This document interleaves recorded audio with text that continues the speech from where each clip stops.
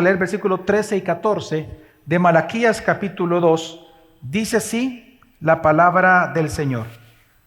Y esta otra cosa hacen: cubren el altar del Señor de lágrimas, llantos y gemidos, porque Él ya no mira la ofrenda, ni la acepta con agrado de su mano. Y ustedes dicen, ¿por qué? Porque el Señor ha sido testigo entre tú y la mujer de tu juventud, contra la cual has obrado deslealmente, aunque ella es tu compañera y la mujer de tu pacto. Era una mañana muy bonita, una mañana especial, una mañana en donde la persona pues amaneció alegre. Se vistió este hombre y bajó de la segunda planta, se despidió de su esposa, y cuando iba saliendo ya del apartamento, de la casa, esto pasó en Europa, pues resulta que él encuentra un papel, una nota con la letra de la esposa que le llamó la atención, la tomó y la nota decía: tus besos son mejores que los de él. Me gustaste desde el primer día en que te vi. Al leer esto, el hombre sabía que esta nota no era para él y que era la letra de su esposa. Él se entristeció tanto que salió, no le dijo nada a la esposa, se fue a emborrachar, toma un arma, visita la casa de su mejor amigo llamado Daniel y lo mata. Cuando él llega a la casa y la policía lo busca, se da cuenta que todo había sido una broma de la esposa. La esposa, por jugarle una broma para hacerlo sentir celoso, escribe eso, y resulta que entonces todo terminó de las risas en una tragedia. Hermanos, la infidelidad es un tema muy delicado. La infidelidad no solamente destruye, sino que desprecia, porque la infidelidad es un desprecio. Y precisamente en esta tercera disputa que hoy Dios va a hacer con su pueblo, del versículo 10 al versículo 16, lo que vemos es que Dios ya no llama a los sacerdotes, sino que juntamente con los sacerdotes que los llamó en la disputa pasada, hoy llama a todo el pueblo. Y a todo el pueblo les acusa de ser infiel. La pregunta es, ¿cómo? Señor, ¿cómo estamos siendo infieles? Y él responde: divorciándote de tu esposa para casarte con otras mujeres y extranjeras. Es decir, la acusación de Dios de ser infieles es que ellos estaban siendo infieles en guardar, hermanos, lo que la misma Escritura llama el pacto matrimonial. En el versículo 10 lo leemos como el pacto de vuestros padres, y vamos a explicar eso. Pero lo que Dios está hablando acá, hermanos, es que ellos fueron infieles en guardar el pacto matrimonial, y lo que ocasionó es que ellos pronto, los hombres que estaban haciendo esto, pronto se vieron adorando a los falsos dioses de las esposas con las cuales ahora se estaban casando. Mujeres extranjeras, mujeres fuera de la comunidad del pacto. Así que en el texto de esta mañana, hermano, lo que Dios hace, de lo que Dios les reveló a ellos en el Antiguo Testamento, es que su adoración, la adoración de ellos, y lo leímos, que no acepta las ofrendas, que él dice, ustedes vienen a mi altar y lloran, y dice, ¿por qué no aceptan nuestra adoración? Y él dice que él la rechaza, él no la acepta por causa del desprecio que todo el pueblo estaba haciendo al diseño de Dios del matrimonio. Es lo que enseña este texto. Y es que si nos ponemos a pensar, hermanos, lo que el texto nos está enseñando en esta mañana es que nadie puede agradar a Dios si sus relaciones familiares son un desastre. Y eso nunca lo olvides, y lo voy a repetir. Nadie puede agradar a Dios si sus relaciones familiares son un desastre. No vayas a pensar de que Dios acepta tu adoración como genuina si tus relaciones familiares son un desastre. Porque Dios, el texto nos enseña cómo Dios quiere ser adorado, pues Dios quiere ser adorado a través de tu fidelidad en el diseño original de Dios para tus relaciones familiares. Si tu vida con tus padres es un desastre, si tu vida con tus hijos, entre ustedes como esposos es un desastre, tu adoración es un desastre ante los ojos de Dios. Así que en esta mañana yo quiero persuadirte en algo. Mi intención con el sermón de esta mañana, que he titulado La fidelidad matrimonial como sacrificio de adoración a Dios, mi intención es persuadirte en que tu fidelidad al pacto matrimonial es adoración para Dios. Que hay una relación directa entre tu fidelidad al diseño original de Dios para tus relaciones familiares y la adoración a Dios. ¿Y cómo voy a demostrarte esto? ¿Cómo lo voy a argumentar? ¿Cómo lo voy a demostrar? Pues con 3 puntos. En primer lugar, te voy a demostrar la meta diseñada por Dios para el matrimonio. Número 2, cómo entonces el pecado de infidelidad a esta meta, infidelidad a la meta, afecta tu adoración a Dios. Y número 3, cómo es o cuál es el llamado entonces que Dios nos hace a todos nosotros en esta mañana. Amén, hermanos. En primer lugar, entonces, veamos la meta diseñada por Dios para el matrimonio. Miren, hermanos, la meta de Dios para el matrimonio es que juntos desplieguen la gloria de Dios entre las naciones por medio de una familia piadosa, por medio de criar juntos hijos piadosos, por medio de una familia cuya adoración y vida realmente brille en medio de la oscuridad que hay en el mundo. Y lo voy a repetir. La meta de Dios para tu matrimonio es que juntos ambos desplieguen la gloria de Dios entre las naciones a través de criar hijos piadosos que con su vida y adoración, todos como familia, delante de Dios, su adoración y vida alumbre a San Salvador en medio de la oscuridad que reina en medio de ella. Y esto nosotros lo vemos en la Escritura y lo vemos en la historia de redención. Si nosotros vemos y nos vamos a Génesis, por ejemplo, con Adán y con Eva, recordemos de que Adán y Eva fueron creados a imagen y semejanza de Dios. En el 6º día fueron creados 2 grupos, los animales y el ser humano. La gran diferencia es que Dios, de toda la creación, a los únicos que Él puso su imagen y semejanza fue en el ser humano. ¿Imagen qué significa? Bueno, una imagen significa que somos representativos del carácter de Dios. Adán y Eva fueron creados para ellos mostrar el carácter que Dios tiene delante de sus hijos y delante de toda la creación, sus nietos, bisnietos y todos los que vinieran. Se supone que entonces, como Dios es santo, el carácter de Adán y Eva debería ser un carácter santo. Como Dios es bueno, tu carácter y el mío tiene que ser bueno. Es decir, fuimos creados a imagen de Dios. Pero también la palabra semejanza tiene que ver con lo que Dios hace. Dios, por ser el creador, Él es el dueño, señor, rey de la creación, pues Dios puso al ser humano para ser su vicerregente, para delegar en ellos que así como Dios gobierna, el ser humano también gobierna o debería de gobernar la creación. Entonces, en ese sentido, el mandato por eso para el hombre y la mujer fue sojuzgar la tierra. Multiplíquense. ¿Por qué? Porque la manera en que el ser humano iba a mostrar al mundo, llenar el mundo con la gloria de Dios, con la imagen y semejanza de Dios que estaba en ellos, era a través de crear hijos piadosos que mostraran la misma imagen de Dios, el mismo carácter santo de Dios en todo el globo terráqueo. Pero el pecado afectó. Ahora, el pecado, cuando entra al mundo y afecta, claro que afectó las relaciones, pero hermanos, la meta de Dios para el matrimonio no fue afectada.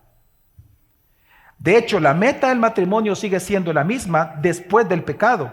¿Y cuál es? Glorificar a Dios a todas las naciones, o en todas las naciones, o entre todas las naciones, por medio de crear hijos y una familia piadosa que refleje el carácter santo de Dios. Entonces, esto precisamente es lo que el autor de Malaquías refleja en un texto que acabamos de leer. En el versículo 15, En el versículo 15, si usted me acompaña, dice, lo voy a leer primero en la versión que estamos leyendo, dice, pero ninguno que tenga un remanente del Espíritu lo ha hecho así. ¿Y qué hizo este mientras buscaba una descendencia de parte de Dios? Presten atención, pues a su espíritu no seas desleal con la mujer de tu juventud. Este texto en esta versión no refleja realmente lo que está diciendo en hebreo. De hecho, quiero decirles que este texto, el versículo 15 y anterior, se considera entre uno o el segundo versículo más difícil de toda la Biblia para interpretar. Es dificilísimo interpretar este texto, pero hay una versión bíblica que al ser dinámica, es decir, una versión que no interpreta los intérpretes sí lo hicieron, pero la Biblia no fue escrita explicando versículo por versículo, sino la idea del texto. Hay una versión que nos dice muy claramente, que resumió muy bien, que refleja muy bien la idea del texto, que es la versión, en esta ocasión, la Nueva Biblia al Día se llama la versión. Lo voy a leer yo, hermanos, en esta versión, está en pantalla, dice Malaquías 2:15. Fueron unidos a sus esposas por el Señor. Dios, en su sabiduría, hizo que los dos llegaran a ser como una sola existencia. ¿Una sola qué? Carne. En palabras de Génesis, una sola carne. Una sola existencia, en hebreo dice un solo espíritu, delante de sus ojos, es decir, delante de los ojos de Dios, cuando se casaron. Voy a repetir otra vez. Ustedes fueron unidos a sus esposas por el Señor. Dios en su sabiduría hizo que los dos llegaran a ser como una sola existencia delante de sus ojos cuando se casaron. ¿Qué es lo que Él quiere? O sea, ¿cuál es el propósito del matrimonio? Hijos piadosos, producto de su unión. Por eso, tengan cuidado de no ser infieles a la esposa de tu juventud. Y esto es lo que el autor trata de reflejar, el diseño original de Dios en Génesis. Así que, hermanos, la meta del matrimonio va más allá del aspecto físico. Claramente hay un aspecto físico que nosotros valoramos a la hora de casarnos, como el compañerismo, el gozo sexual, esa recreación sexual. Claro que es importante en el matrimonio. Y si usted no se casa con una persona que no le gusta, pues no se case. Claro que hay un aspecto físico, claro que hay un aspecto valioso como el compañerismo y el acompañamiento. Pero la meta del matrimonio va más allá de que tú tengas un compañero así, o una compañera. También la meta del matrimonio va más allá de los aspectos emocionales, como la felicidad, el amor, la contención, la seguridad. ¿Cuál es el aspecto que predomina en la meta de Dios para el matrimonio? El aspecto es el aspecto espiritual. Hermanos, Dios los une como una sola carne para juntos crear una descendencia piadosa que le adore debidamente al Señor todos los días de su vida. Esa es la meta del matrimonio. Por eso es importante que en este versículo 14, leamos por favor, en el versículo 14 dice, y ustedes dicen, ¿por qué? Porque el Señor ha sido testigo entre tú y la mujer de tu juventud, contra la cual ha sido obrado legalmente, aunque ella es tu compañera y la mujer ¿de qué? De tu pacto. Por esto, porque el diseño de Dios, hermanos, es que Dios te une como una sola carne con tu esposa, para que juntos, como una sola entidad, críen hijos piadosos que den la gloria a Dios todos los días de su vida. Por eso es que el autor de Malaquías califica a la mujer, Dios califica a la mujer en el versículo 14 como tu compañera. Y esta palabra, ¿por qué es importante? Porque esta palabra, aunque usted no lo crea, en hebreo, esta palabra aquí, compañera, es la única vez que aparece en todo el Antiguo Testamento. Una sola vez aparece y es aquí en Malaquías. Y esta palabra compañera es sumamente interesante. Porque obviamente como compañera pues puede ser como alguien que te acompaña, que está contigo. Es una palabra cuya raíz solamente se ocupa en arquitectura. Y se refiere a la acción de juntar un elemento arquitectónico con otro para armar un edificio. Hierro con cemento. A esa unión de juntarse y formar un todo unido, indestructible, para algo más grande, se llama tu esposa. Dios así le llama a tu esposa. Esa juntura o unión, ese cemento con el cual construye una vida juntos. Un edificio llamado el matrimonio. Y precisamente por esa unión tan fuerte, por eso, ¿cuál es el mandato original de Dios? Que lo que Dios juntó, no lo separe ¿qué? Ningún hombre. ¿Y sabes por qué también? ¿Y por qué Dios le llama aquí al divorcio? Y me voy a adelantar al sermón. ¿Por qué Dios le llama aquí al divorcio violencia contra la mujer? ¿Cuál es la única manera en que yo a esa pared, yo quiero separarle sus elementos? Esa pared por lo menos tiene 3 elementos: cemento, ladrillos y hierro. Los 3 se compran de manera distinta, ¿sí o no, hermanos? Ok, pero ahí están unidos ya, ¿sí o no? ¿Cómo yo puedo separar eso? Destruyéndolo, no hay otra manera. La única manera en que alguien pueda separar el matrimonio, lo que Dios ha unido, es destruyéndolo. Y por eso Dios llama al divorcio destrucción y violencia contra la mujer. Y por eso habla de vestidos manchados al hombre. Entonces, lo que está enseñando aquí la Biblia, hermanos, es que el mandato original, entonces, el mandato original, para tú poder lograr esta meta del matrimonio, que es la crianza y la formación de una familia que juntos adoren a Dios con piedad, la única manera de lograr esto es fidelidad. Es fidelidad. Y fidelidad en 2 vías según el texto. 2 cosas, porque hay que aclarar eso, hay que definirlo muy bien.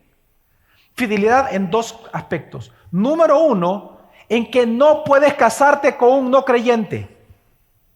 No puedes casarte con mujeres extranjeras de la comunidad del pacto. No puedes. Hay que ser fiel al pacto matrimonial. Si Dios lo que busca son hijos piadosos, tienes que casarte con una mujer y con un hombre piadoso. Ese es el mandato original de Dios. Y 2, una vez casado, no puedes ¿qué? No debes ¿qué? Divorciarte. Esas son las 2 cosas que aparecen aquí en el texto bíblico. Y a eso Dios le llama infidelidad cuando alguien cumple una o las 2. Que en este caso de Malaquías eran las 2. Los hombres estaban divorciando de la mujer de la comunidad del pacto, de la mujer piadosa, para casarse con mujeres más jóvenes que ellas, extranjeras, paganas, hijas del diablo.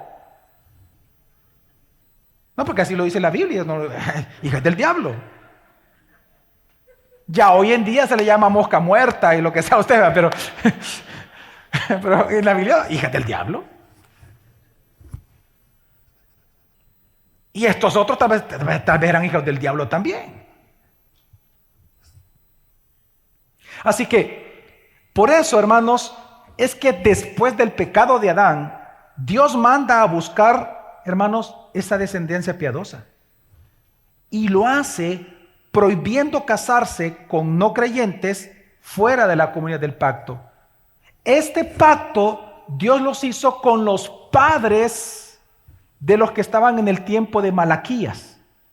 Por eso lea conmigo en el versículo 10, dice: ¿no tenemos todos un mismo Padre? ¿No nos ha creado un mismo Dios? ¿Por qué nos portamos deslealmente unos contra otros, profanando el qué, hermanos? ¿El pacto de quién? De nuestros padres. ¿A qué se refiere ese pacto de nuestros padres? Se refiere al pacto que hizo en el monte Sinaí, muchísimos años antes ya de Malaquías. Cuando Dios sacó al pueblo de Egipto, lo llevó al monte Sinaí y Él hizo un pacto ahí con ellos. ¿Se recuerdan, hermanos? El pacto fue: ustedes serán mi pueblo, mis hijos, y yo seré su Dios. A partir de ese momento, ellos podían llamarlo padre. Y al ser padre, todos eran hermanos. Dios hizo eso al rociar la sangre para todos, ¿se acuerdan? Con un hisopo, ¿verdad? Para todos. Todos eran miembros de una misma familia por sangre. Entonces, ahí Dios hace un pacto con ellos. ¿Cuál fue el pacto? Dentro de todo el pacto que hace, dentro de todo esto, un aspecto fue Deuteronomio 7, 3 al 4, que está en pantalla, y dice: y no contraerás matrimonio con ellos, con naciones extranjeras. No darás a tus hijas a sus hijos, ni tomarás sus hijas para tus hijos.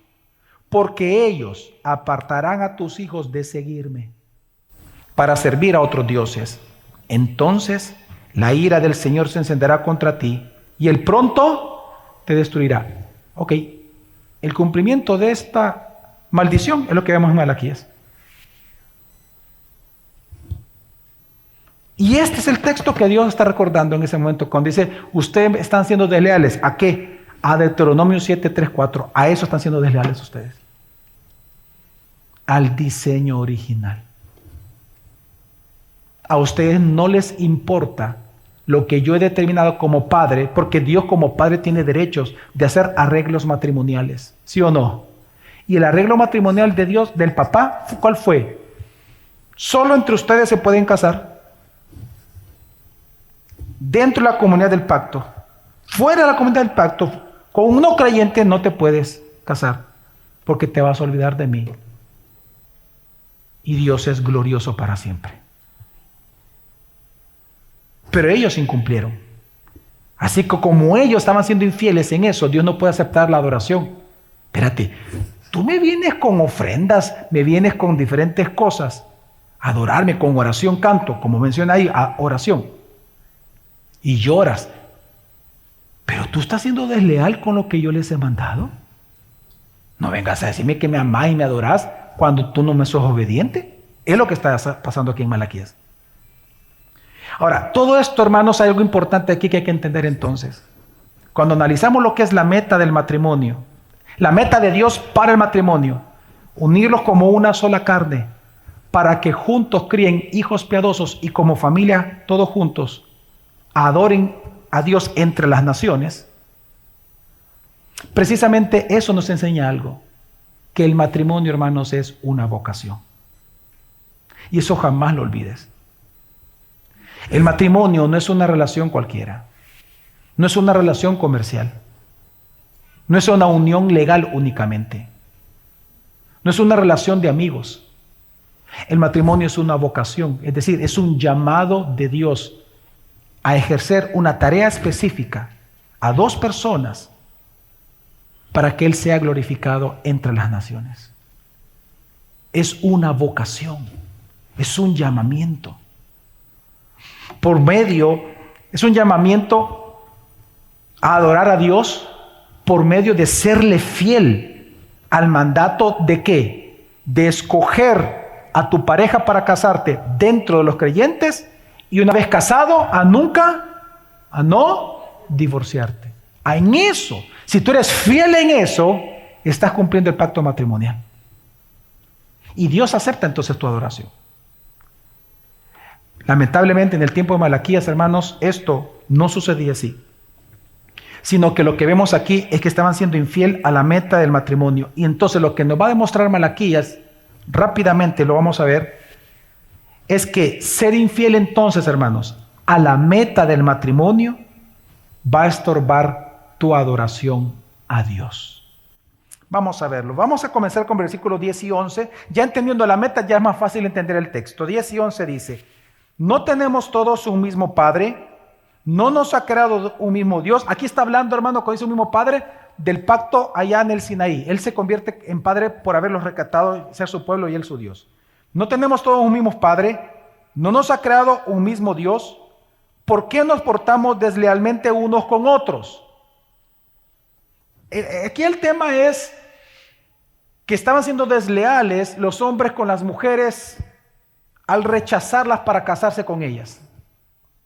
Porque el pacto de Dios, el papá había dicho, bueno, solo entre ustedes. Pero los hombres no querían. Ya vamos a ver todo eso. Pero dice, profanando el pacto de nuestros padres, deslealmente o infielmente, ha obrado Judá. Y mire usted cómo Dios le llama, una abominación. Se ha cometido en Israel y en Jerusalén, porque Judá ha profanado el santuario del Señor, que Él ama, y se ha casado con la hija de un Dios extraño. Y ve usted el resultado, la maldición: que el Señor extermine de las tiendas de Jacob al hombre que hace esto, sea testigo o sea defensor, aunque presente una, ¿qué, hermanos? una ofrenda al Señor de los ejércitos. Es decir, aunque me adoren, no recibo su adoración. ¿Por qué? Porque te estás casando con mujeres extranjeras, rechazando a las mujeres creyentes. Ese es el punto. Hermanos, rápidamente, Dios lo que está haciendo aquí es recordándoles a ellos que Él es su Padre. Aquí es una referencia, como ya les dije, al pacto en el Sinaí. Ellos se convirtieron en el pueblo de Dios y Dios en el Dios de ellos. Así que por lo tanto todos son hermanos. En el pueblo de Israel todos eran hermanos, como aquí todos somos ¿qué? Hermanos, por la misma sangre. Por lo tanto, ofender a un hijo de Dios es ofender ¿a quién? A Dios.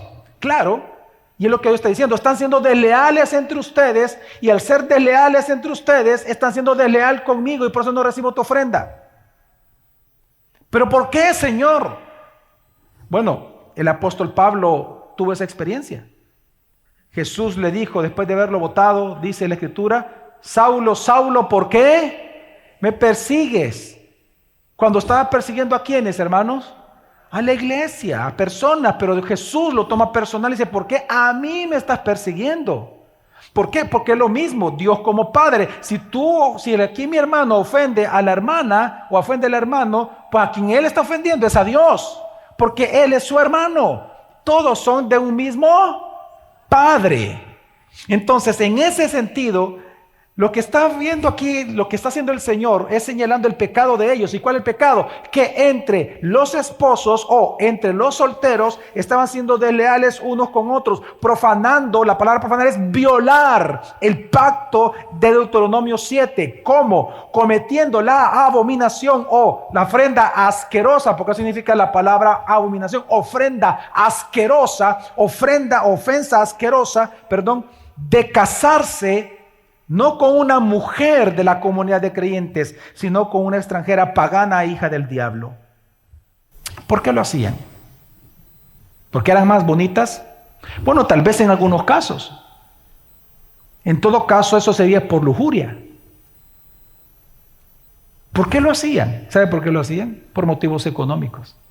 En el tiempo de Malaquías había mucha dificultad, eran esclavos. Entonces ellos para tener más dinero y asegurarse un futuro, según ellos, comenzaban a casarse con mujeres extranjeras que estaban en una mejor posición económica y a la vez política. Así que eran 3 los motivos por los cuales ellos estaban casando y siendo desleales al pacto matrimonial diseñado por Dios, sin casarse. Y es escogiendo para casarse a mujeres extranjeras y hijas del diablo, por codicia económica, por obtener un poder político más grande y por lujuria. Ahora usted puede decir, ¿qué tiene de malo? Pastor, ¿y qué tiene de malo que nos casemos con un no creyente si nos amamos, pastor? Mira cómo nos amamos. Y bien chulo es, pastor. Mire, me saca al cine, fíjese. Me lleva en su carro, me da comidita, me trata bien. ¿Qué tiene de malo, pastor? Pastor, ¿qué tiene de malo? Mire, chula la mujer, viera, pastor. Mira qué bonita está. Yo en la iglesia no veo a nadie así. Yo por eso afuerita, mire, allá la tengo, mire. Ya, ahí la tengo ya oreada, ya casi. ¿Qué tiene de malo? Bueno, culturalmente, nada. Físicamente, nada. Espiritualmente, todo. ¿Sabes por qué? Porque el día que tú te casas con ella vas a terminar idolatrando al Dios de ella o al Dios de él. Es que mire, ¿cómo es posible? ¿Cómo se va a cumplir el mandato de juntos, como una sola carne? Es que ese es el punto, te va a volver una sola carne. ¿Cómo va a cumplir ese uno? Es lo que dice Malaquías. ¿Cómo ese uno va a adorar a Dios si uno de los dos es hijo del diablo? ¿Cómo? Dígame usted. Es que eso fue lo que Pablo reflexionó con la iglesia en 2 Corintios capítulo 6, versículo 14 al 18, cuando dice: no estén unidos en yugo desigual con los incrédulos. Y ve usted la explicación de Pablo, que es la misma de Malaquías. Dice, pues, está en pantalla: ¿qué asociación tiene la justicia con la iniquidad? ¿O qué comunión hay entre la luz con las tinieblas? ¿O qué, y vea usted la palabra, armonía tiene Cristo con quién? Con Belial. ¿O qué tienen en común un creyente con un incrédulo?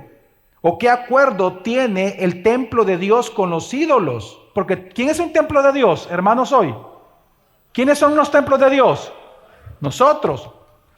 ¿O qué acuerdo tiene el templo de Dios con quién?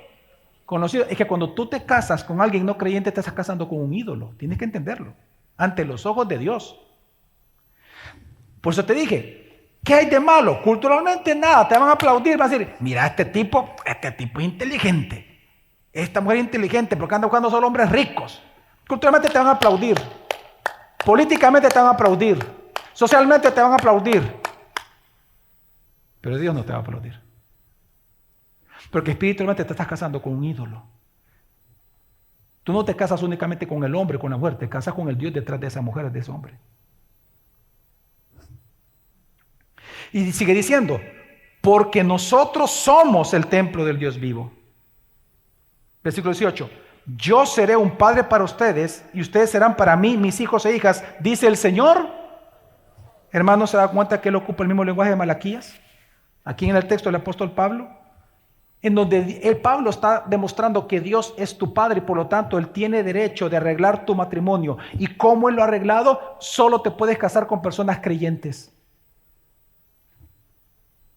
Como el templo de Dios, hermano, tú eres un Dios santo. Tú eres, una persona santa. Y por lo tanto, tu esposo y tu esposa tienen que ser una persona santa. No puede ser un incrédulo. Jesús lo dijo de otra manera. ¿Acaso un árbol bueno puede producir frutos malos? O al revés, ¿acaso un árbol malo puede producir frutos buenos?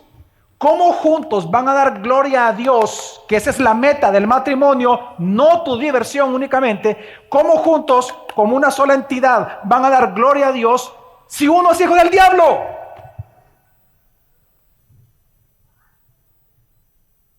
Si Satanás es lo que él adora, o ella. Ay, pastor, es que mire, yo me siento, es que no se trata que tú te sientes bien, perdóname.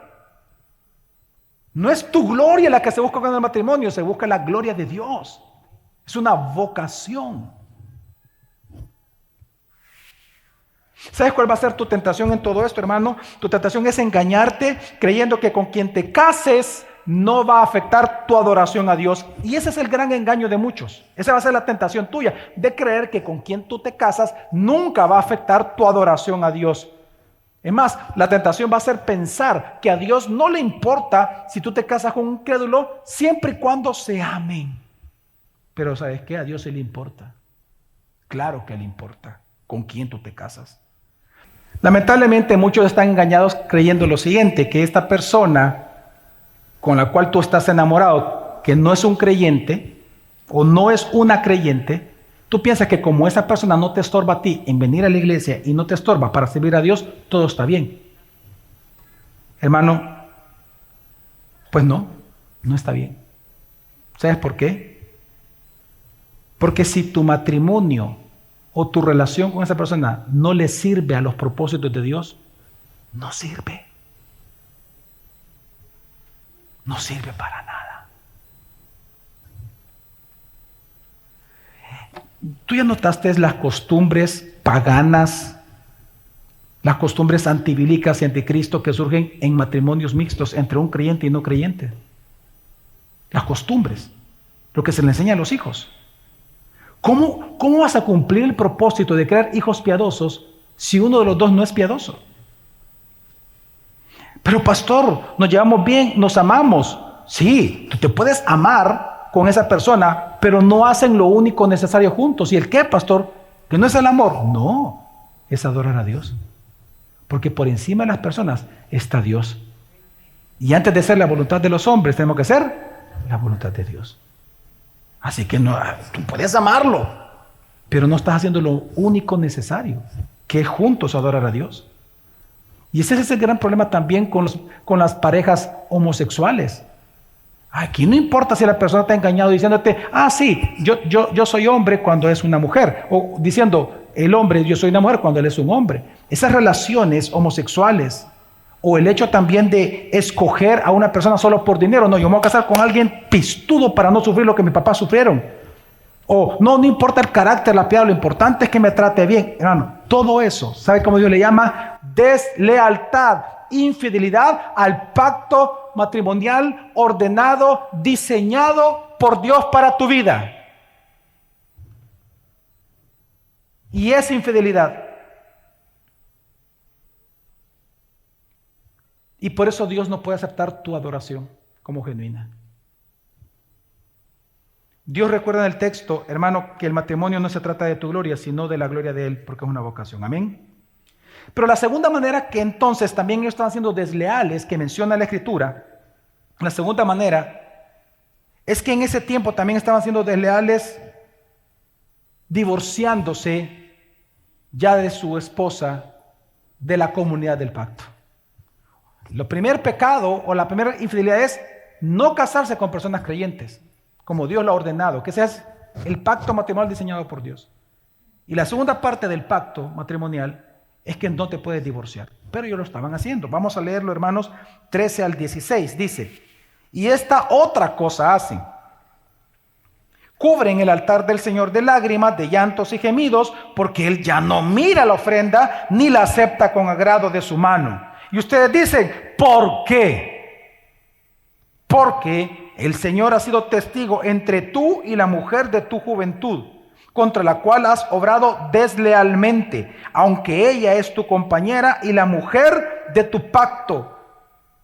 Pero ninguno que tenga un remanente del Espíritu lo ha hecho así, es decir, ¿para qué Dios los unió en un solo espíritu? ¿Y qué hizo mientras buscaba una descendencia de parte de Dios, un solo espíritu?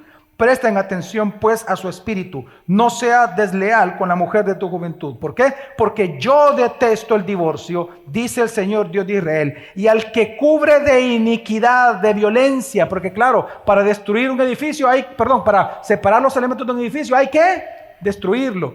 Y el que cubre de violencia su vestidura, dice el Señor de los ejércitos, es decir, que destruye el matrimonio, el que se divorcia, presta atención pues a su espíritu y no sean desleales. Dios odia al que destruye el matrimonio, como también Dios odia el divorcio. Ok.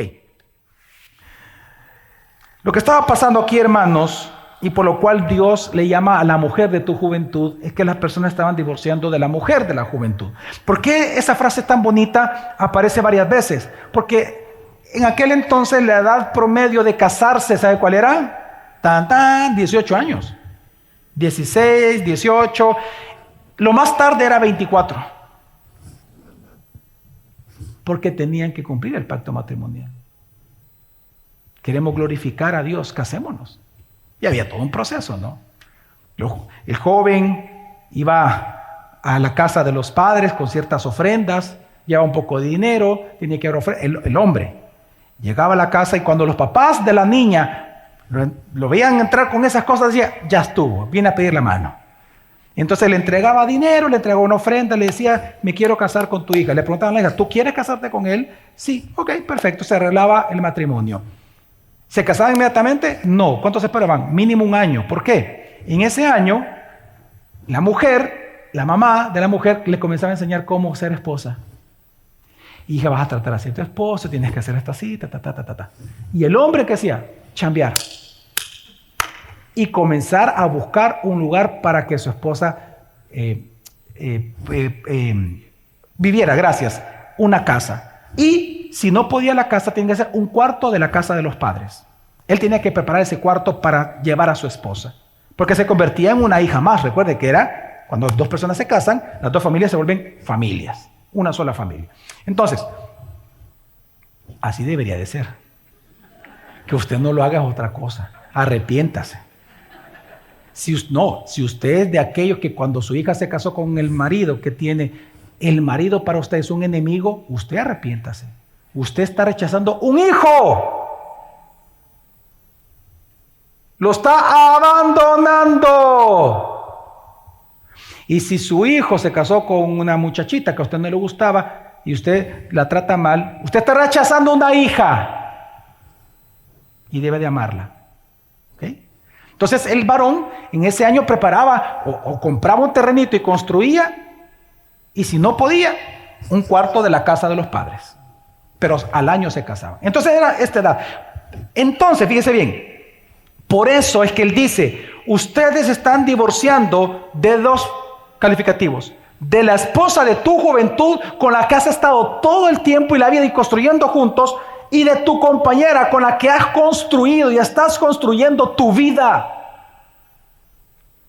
Y no hay otra manera de separar los elementos del edificio sino destruyéndolo, y ese es tu pecado, que el divorcio es destrucción, violencia contra la mujer. Mira, si tú no entiendes esto que acabo de decir, ¿cómo es posible que sea violencia contra la mujer? ¿Cómo es posible que la mujer queda desvalida? ¿Cómo es posible? Ok, quiero leerte, hermano, las palabras de un teólogo, Moore. Por favor, presta atención, que yo por eso quiero citarlo, porque dije, él describe mejor. Yo puedo pasar una hora hablando. Él describió bien lo que está diciendo este texto. Quiero leerlo y dice, las frases esposa de tu juventud y compañera se agregan para mostrar la naturaleza agravada de esta ofensa. Aquella, usted dice la mujer, a quien tanto tú agraviaste, resulta que fue tu compañera de aquellos días pasados y más brillantes, cuando en la flor de su joven belleza, ella abandonó la casa de su padre y compartió contigo tus primeras luchas, y se regocijó contigo en tu éxito posterior, y caminó contigo del brazo a lo largo de la peregrinación de tu vida, alentándote en las pruebas con su dulce ministerio. Y ahora resulta que cuando la flor de su juventud se marchita y las amigas de su juventud se han ido, cuando el papá y la mamá que ella dejó por ti están ahora en la tumba, entonces cruelmente la desechas como una cosa desgastada y sin valor, y la insultas en sus más santos afectos al poner a otra en su lugar. ¿Entendemos, hermanos? ¿O no entendimos? ¿O solo a mí me impacta? Dios pone estas dos frases, mujer de tu juventud y compañera, para realzar la gravedad del pecado. Aquella mujer que contigo ha estado toda la vida, que dejó a su papá y su mamá por ti, resulta que hoy tú la estás desechando. Dios le llama a eso violencia contra ella. Ahora, ¿qué hizo Dios? Bueno, lo leímos. Dios no aceptaba la ofrenda de ellos, ni sus oraciones, ni las oraciones. ¿Por qué? Hermano, ser infiel al pacto diseñado por Dios, al pacto matrimonial diseñado por Dios, ser fiel a eso es ser infiel a Dios. Lo que Dios está enseñando, hermanos, es que ser infiel al pacto matrimonial afecta tu adoración a Dios. Nadie agrada a Dios si sus relaciones son un desastre. ¿Y sabes que esto mismo es lo que vemos en el Nuevo Testamento? Quiero que leamos 1 Pedro 3:7, está en pantalla, y creo que lo leamos, y dice: vosotros, maridos, igualmente convivid de manera comprensiva con vuestras mujeres, como un vaso más frágil, puesto que es mujer, dándole honor como a coheredera de la gracia de la vida. ¿Y todo esto para qué? Para que vuestras oraciones no sean estorbadas. Y aquí la palabra oración como sinónimo también se utiliza en otros textos de adoración. En otras palabras, para que tu adoración no sea estorbada por Dios, para que tu adoración no sea detenida por Dios. para que tus oraciones no sean desechadas por Dios, tu adoración, debes de tratar hoy a tu esposa como una mujer frágil. Honrarla, amarla, cuidarla, apapacharla, contenerla, ser comprensivo con ella. En medio de sus alteraciones y casi locura, tienes que comprenderla. ¿Para qué? Para que tu oración no sea estorbada. ¿Y por qué va a ser estorbada? Malaquías te lo está explicando. Porque ser infiel al pacto diseñado por Dios para el matrimonio es ser infiel a Dios del pacto. Y Él es el padre de tu esposa. Es que tal vez ese es el punto que quizás también no hemos quedado muy claros, ¿no? Lo que pasa es que el padre de tu esposa es Dios. Él fue testigo tanto de tu boda como el testigo de tu violencia contra ella. Y Él, como es su hija, la niña de sus ojos también, a ti no te va a dejar en paz hasta que la trates bien. ¿Me voy a entender, hermanos? Ahora, hoy sucede hoy sucede de manera similar, lamentablemente, hermanos. Porque aunque el matrimonio es una vocación, un llamado a desplegar juntos la gloria de Dios por medio de crear una familia piadosa entre las naciones, hoy en día las razones para divorciarse de verdad rayan en lo ridículo. Y hoy la gente se divorcia por cualquier cosa. Pero hay otras maneras, y escuchen aquí los jóvenes, los no casados y los no tan jóvenes que no están casados. Hay otras formas en las cuales tú también estás violentando el diseño del pacto matrimonial dado por Dios. Cuando tú no te quieres casar simplemente. Porque resulta que los mismos motivos que los de Malaquías tenían en aquel entonces para no casarse con la mujer del pacto son las mismas excusas que hoy la gente pone para no casarse en general. No, es que yo quiero primero tener más dinero, acumular más para que luego cuando yo tenga 50 años tal vez me case. No, primero soy yo. No, pero es que Dios quiere que te cases para que tengas una hija, hijos piadosos para la gloria de la nación. No me importa hacer pisto. O sí me importa, pero no ahorita, no lo voy a hacer. Estás despreciando el pacto. No lo voy a hacer. Primero soy yo, me tengo que realizar personalmente, ser una mujer realizada, ser una mujer empoderada. Y así entonces cuando me case con mi esposo, lo voy a empoderar yo a él y no a mí. No va a ser dependiente de él, sino que... Y así piensas juntos.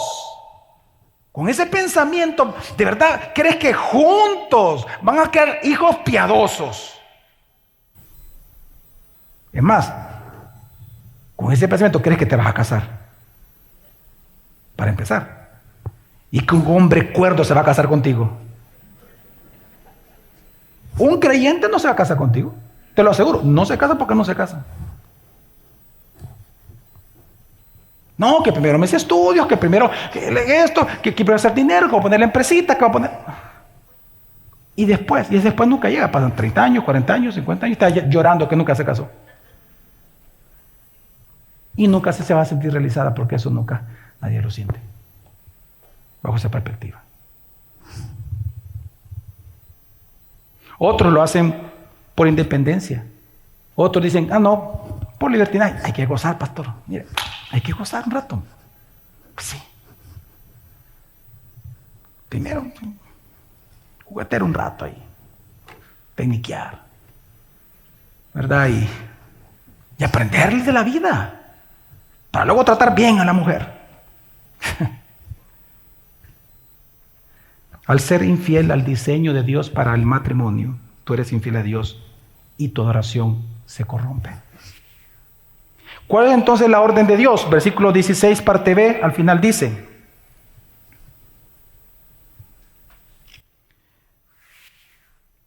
presten atención pues a su espíritu y no sean desleales. Hermanos, el matrimonio es una gran metáfora entre Cristo y la iglesia. Y así como por amor al Padre Jesús es el fiel. Él fue fiel al diseño matrimonial. Jesús fue fiel al diseño matrimonial. Primero, Él no se une con incrédulos, sino que Él se unió con personas que Él mismo redimió. Y una vez casándose con su iglesia, con su esposa, la iglesia, Él nunca se divorcia de nosotros. ¿Por qué? Porque Él es fiel. Amén, hermanos. Así que tu fidelidad al pacto matrimonial, claro que es adoración a Dios. Así que ¿cuál es el llamado que Dios hace? El llamado que Dios hace es a que, esperando en la gracia del evangelio, tú no seas desleal a este pacto matrimonial diseñado por Dios. Hermanos, yo sé que en esta mañana, en los últimos 5 minutos que tengo, yo sé que esta mañana este tema es difícil para algunos. Yo lo sé. Porque aquí hay divorciados, por ejemplo, y tal vez con este tema usted se siente avergonzado. Porque Dios sí odia el divorcio y odia al que se divorció. Así lo dice el texto. Yo no puedo mentir, no lo puedo borrar de la Biblia ese texto.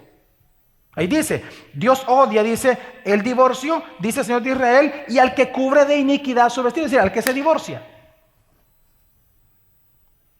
Obviamente algunos al escuchar esto, porque es una realidad de nuestro país, yo entiendo que se pueden sentir avergonzados. Aquí también hay personas que están enamoradas de un no cristiano o de una no creyente. También es un tema incómodo porque tal vez aquí hay quienes por motivos egoístas no quieren casarse, sino con no creyentes pistudos, por ejemplo. Y también sé que es un tema difícil para algunos, porque aquí, por ejemplo, algunos pueden estar practicando infidelidad en el matrimonio. Adulterio. Cada uno de estos casos que acabo de mencionar son casos de infidelidad a Dios. Es más, Dios repudia esto. Y esto Dios lo llama pecado. Y esto es cierto, hermano, contamina tu adoración a Dios, tu comunión con Dios. Estorba tu adoración a Dios. Ensucia tu adoración. La vuelve hipócrita, sí. Pero en esta mañana la buena noticia es que aunque nosotros seamos infieles, Jesús hasta el día de hoy permanece fiel. Y 2 Timoteo 2:13 dice, si somos infieles, Él permanece fiel porque no puede negarse a sí mismo. ¿Sabe lo que está diciendo el texto? Hermano, la buena noticia de esta mañana es la siguiente, que por causa de Jesucristo, Él mismo, por medio de su cuerpo y sangre y muerte y resurrección, Él mismo expió nuestros pecados en la cruz. Resulta que Él hoy sigue siendo fiel en perdonarnos, en vernos justos. Jesús es fiel en no desecharnos, en no repudiarnos. Él no se divorcia de nosotros, de su esposa infiel. ¿Por qué? Porque Él es fiel. Él es fiel en restaurarnos. Él es fiel en perdonarnos. Él es fiel en amarnos. ¿Por qué? Porque Él es fiel.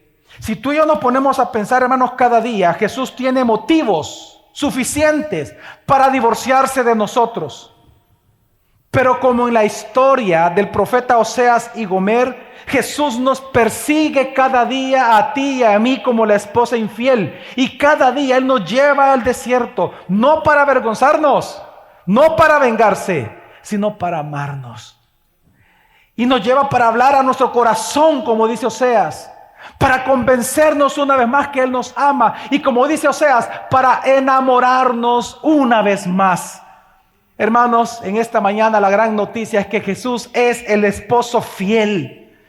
Y ese cortejo que Dios hace contigo y conmigo todos los días de nuestra vida, le costó su vida, le costó su sangre. Él murió por ti en la cruz. Así que, hermano, aunque tú falles 1000 veces espiritualmente al día, con 1000 amantes distintos, Jesús nunca te va a fallar.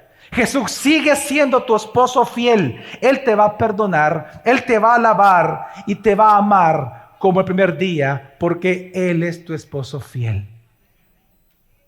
Aunque tú peques todos los días 1000 veces, Él te va a ir a tomar de la mano y te va a enamorar 1000 veces, porque Él a ti no te va a ser infiel.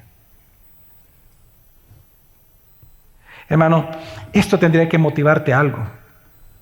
A que si tú has sido infiel en cualquiera de estas áreas al pacto matrimonial, hoy con confianza acércate a Cristo y confiesa tus pecados a Él, que Él te va a perdonar todos los días. Amén. Porque Él es fiel y justo. Él es el esposo fiel. Y esto también incluye el que se ha divorciado. Todos los que están divorciados aquí, no importa si no se volvieron a casar o si se volvieron a casar, escuchen aquí, todo el que experimentó divorcio. Dios odia el divorcio, claro que es pecado. Pero hermano y hermana mía, mis hermanos en Cristo, divorciados que están aquí, que experimentaron eso. El divorcio no es el pecado imperdonable. Y Cristo perdonó tus pecados. Y si tú ya le pediste a Dios perdón por tus pecados pasados, incluyendo el divorcio, la gran noticia es que Él ya te los perdonó en la cruz del Calvario.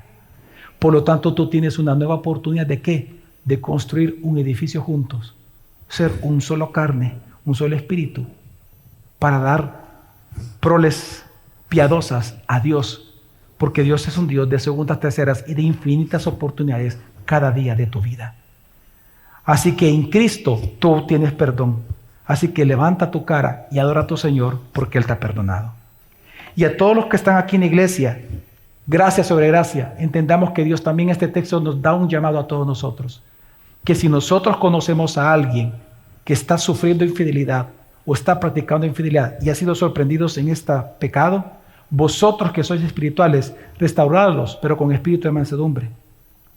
No vaya a ser que tú también en el futuro seas tentado con la misma infidelidad. Este texto nos enseña cuán amorosos tenemos que ser en nuestra disciplina eclesiástica. Hombres y mujeres de gracia, que aquel que ha sido encontrado en este tipo de pecados, por muy difícil que sea, amémoslo, ayudémoslo, no participemos de su pecado, pero cuidemos el espíritu que hay en ellos. Amén, hermanos. Y a los jóvenes que están aquí que no quieren casarse, ya sea por motivos egoístas o por todos los motivos antes señalados, hermanos, no menosprecies aquello que Dios aprecia, no menosprecies el matrimonio. No le llames al matrimonio malo cuando Dios le ha llamado bueno, y no ridiculices el matrimonio, pues Dios lo ha llamado algo santo para él. Hermanos, en esta mañana hemos sido convencidos por la palabra que tu fidelidad a este diseño del pacto matrimonial es adoración a Dios. Adora a tu Señor, adoremos al Señor, siendo fieles. Amén. Vamos a orar.